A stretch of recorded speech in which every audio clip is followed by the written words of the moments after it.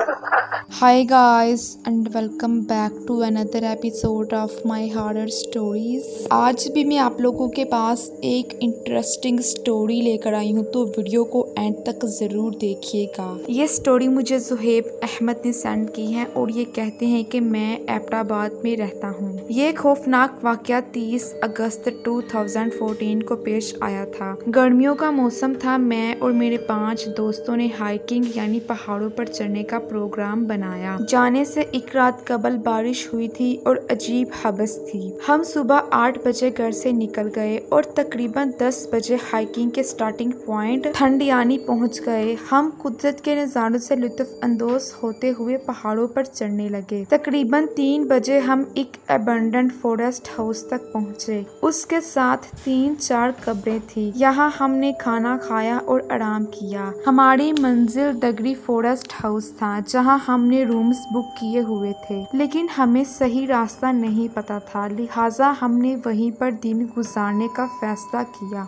इतने में एक बूढ़ी औरत वहां आ गई। उसकी हालत बहुत अजीब थी। बाल बिखरे हुए और मिट्टी आलूद थे। बहुत ज़ईफ, आंखें अंदर धंसी हुई, कमर झुकी हुई। खैर, उसने हमें बताया कि दगड़ी फॉरेस्ट हाउस तकरीबन 3 से 4 घंटे के फासले पर है और मगरिब से पहले आप लोग वहां पहुंच जाओगे। बाद में पता चला कि वो औरत झूठी थी। बहरहाल हमने दोबारा चलना शुरू किया। जंगल से होते हुए हम लोग चलते जा रहे थे। कभी एक पहाड़ की चोटी पर पहुंचते तो कभी दूसरी, लेकिन फॉरेस्ट हाउस का दूर दूर तक नामो निशान ना था। हालांकि वाइल्ड लाइफ डिपार्टमेंट वाले कोई ना कोई साइन बोर्ड जरूर लगा के रखते हैं, मगर अब वो भी नहीं दिख रहे थे। यूं चलते चलते मगरिब का वक्त हो गया और हम एक वाटरफॉल के पास पहुंच गए। वहां थोड़ी देर आराम किया और नमाज अदा की। अभी आसमान पर थोड़ी रोशनी बाकी थी, लेकिन ज्यादा दरख्तों की वजह से अंधेरा फैल गया था। वहां हमने फैसला किया कि हम 2-2 बंदे 3 ग्रुप्स बना लेते हैं और वाइल्ड लाइफ वालों के साइन ढूंढने की कोशिश करते हैं। ये असूल है कि जंगल के इन बीच में कैंप नहीं लगाया जाता। कैंप हमेशा बाहर के ऊपर या किसी प्लेन एरिया में लगाते हैं, ताकि शेर, चीतों और भेड़ियों से हिफाजत रहे। मैं और मेरा पार्टनर घने जंगल में कहीं तन्हा थे। हमारे ग्रुप के एक दोस्त के वालिद साहब पुलिस में ऑफिसर हैं, तो उसके पास पुलिस की फ्लैश लाइट्स थी। हर ग्रुप के पास एक एक लाइट थी। अब हम दोनों ने फैसला किया कि जंगल में एक जगह नहीं रुक सकते और ठंड भी बहुत हो चुकी थी, तो हमें चलते रहना चाहिए। इसी आस्था में झाड़ियों से हिलने की आवाज आई, जैसे वहां से कोई गुजरा हो। मैंने फौरन वहां लाइट की, मगर वहां कोई नहीं था। हमने समझा कोई छोटा मोटा जानवर होगा। हम आगे बढ़े ही थे कि अचानक किसी छोटे बच्चे के रोने की आवाज आना शुरू हो गई। ये आवाज हम दोनों को आ रही थी और वो बच्चा बस रोता ही जा रहा था। उसकी आवाज तेज होती जा रही थी। हम दोनों बहुत डर चुके थे कि वीरान जंगल में बच्चा कहाँ से आ गया। हम उस जगह से किसी तरह दूर चले जाना चाहते थे। अंधेरा बहुत ज्यादा था। उस रात चांद पूरा निकला हुआ था, पर दरख्तों की वजह से कुछ दिखाई नहीं दे रहा था। खैर, हम तेज तेज चलते रहे। पहले ही पूरे दिन पैदल चल चल के हमारे पाँव काफी ज्यादा दर्द कर रहे थे। अब ऊपर से हमारी टांगे भी जवाब दे चुकी थी, लेकिन हम उस आवाज से दूर भागना चाहते थे और वो रोने की आवाज जैसे हमारा पीछा कर रही थी। काफी देर बाद हम उस पहाड़ के टॉप पर पहुंच गए। अब बच्चे की रोने की आवाज बंद हो चुकी थी। अब रात के तकरीबन 11:30 का वक्त हो चुका था और हम दोनों दोस्त सुनसान पहाड़ पर थे। हद्दे निगाह सिर्फ अंधेरा ही अंधेरा। हमारे दोस्त जाने किस हाल में थे। हमने उन दोस्तों को कॉल करने की कोशिश की, मगर वो शायद कहीं जंगल के मिड में थे और उनको सिग्नल्स ना आने की वजह से कॉल भी नहीं मिल रही थी। हम इसी परेशानी में वहीं पर बैठ गए कि अचानक दूर से एक काला साया उठता हुआ पास आता दिखाई दिया, जैसे किसी औरत ने अबाया पहना होता है। मेरे दोस्त ने फौरन उस पर लाइट की। वहाँ धुआं यानी स्मोक सा था। फिर हमारी लेफ्ट साइड से किसी के चलने की आवाज आई और वहाँ देखा तो वहाँ साया था।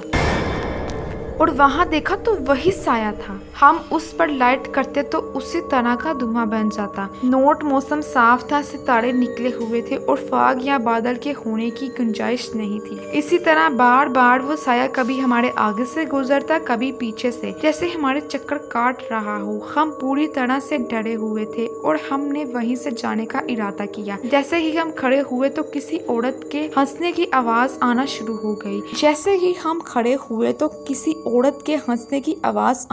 हो गई। फिर एक आवाज और साथ ही में काफी ज्यादा औरतों का पूरा ग्रुप हम पर हंस रहा हो। हमने फौरन वहाँ से भागना शुरू किया और भागते भागते जंगल में घुस गए, इस उम्मीद पर के फॉरेस्ट हाउस मिल जाए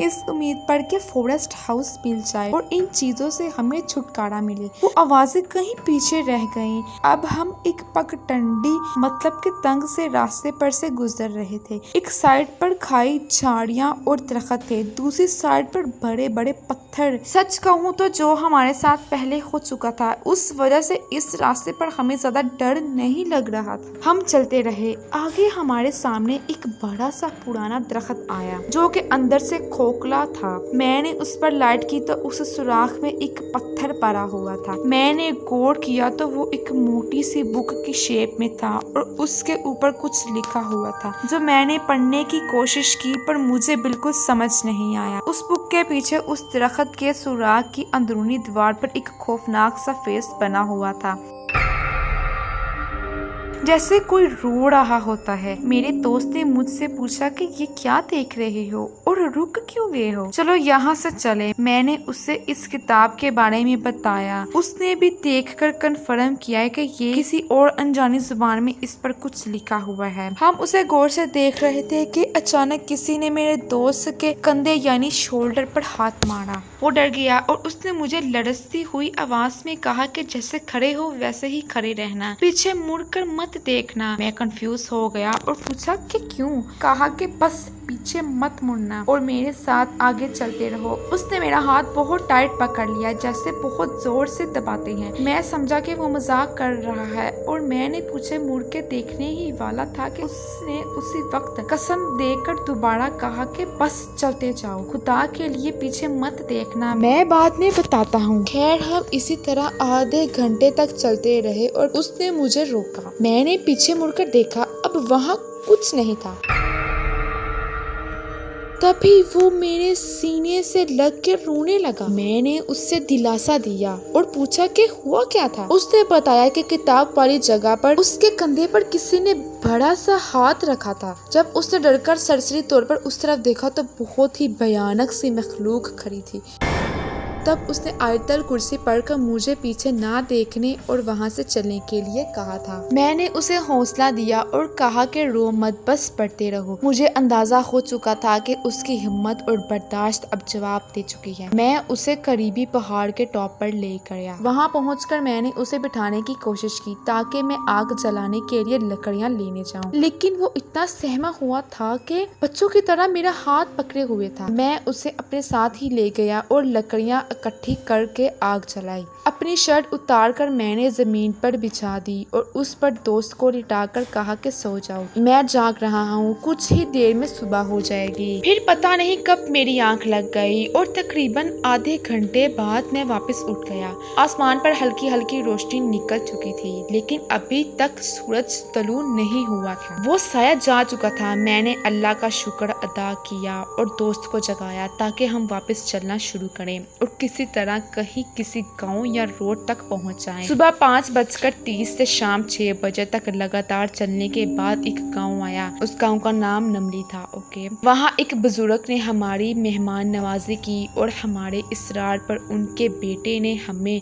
नथिया गली तक ट्रैक्टर पर ड्रॉप कर दिया। मेरे बाकी के 4 दोस्तों के साथ कोई पैरानॉर्मल वाकया पेश नहीं आया। उनमें से 2 आबादी वाली जगह पर पहुंच गए थे और बाकी 2 दोस्तों को कांटों भरे रास्ते से गुजार कर दगड़ी फॉरेस्ट हाउस मिल गया था। तो ये थी आज की हॉरर स्टोरी काफी ज्यादा इंटरेस्टिंग और थ्रिल से भरी हुई थी। अगर आप लोगों को स्टोरी पसंद आई हो तो प्लीज चैनल को सब्सक्राइब करें और इस वीडियो को लाइक करें। Thanks for watching.